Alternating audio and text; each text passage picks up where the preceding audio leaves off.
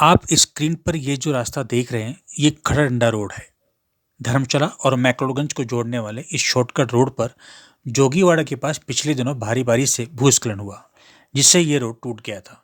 इस घटना को हुए करीब 25-26 दिन हो गए, लेकिन इस रास्ते से काफी लोगों को आने जाने का सिलसिला थमा नहीं था। आप इस वीडियो में देख सकते हैं, हर रोज आने जाने वाले लोग कैसे जान हथेली पर रखकर अपने घरों को जाते थे।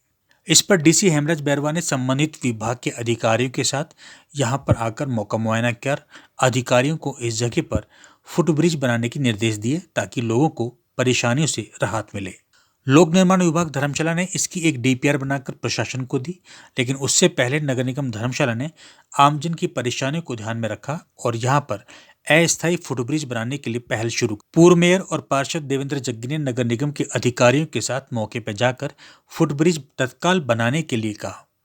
फुटब्रिज बनाने का कार्य त्वरित गति से हुआ, इसके लिए हम नगर निगम का साधुवाद करते हैं। सूत्रों के अनुसार 60 फुट लंबे और 4 फुट चौड़े इस अस्थायी फुटब्रिज पर करीब 2.5 से 3 लाख रुपए का खर्चा आया बताया। ये संख्या कम या ज्यादा भी हो सकती है। खबर पर आगे बढ़ें उससे पहले आपको बताना चाहेंगे कि फुटब्रिज बनने के बाद कुछ बातें भी सामने आई हैं। नंबर 1, फुटब्रिज बनाने के लिए बेस को जिस स्लैब पर रखा गया वह खुद टूटा हुआ है। टूटा हुआ ही नहीं बल्कि एक तरफ से झुका हुआ भी है। इस स्लैब के नीचे से भी मिट्टी खिसक रही है। कहने का मतलब यहां पर भी खतरा है।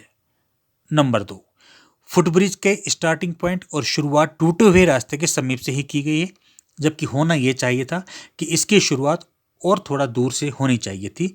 यही बात एंड पॉइंट पर भी है।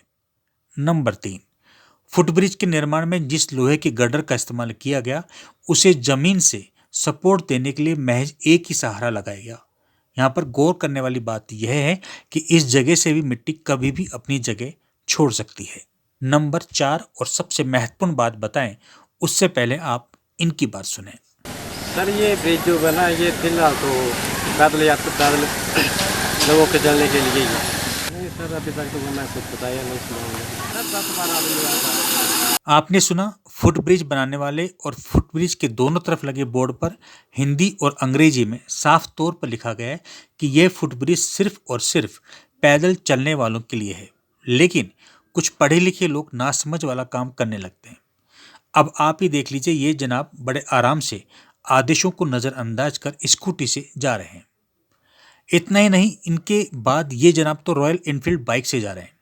आपको बताते चलें कि इस तरह से फुटब्रिज से किसी भी तरह का दोपहिया वाहन ले जाना खतरे से खाली नहीं है। ऐसा हम इसलिए कह रहे हैं क्योंकि रॉयल एनफील्ड बाइक का वजन कम से कम 190 किलो के आसपास होता है। ऐसे में जिला प्रशासन को चाहिए कि इस फुटब्रिज के दोनों तरफ के प्रवेश द्वार पर कुछ रुकावट लगाई जाए, जिससे दोपहिया वाहन प्रवेश नहीं कर सके।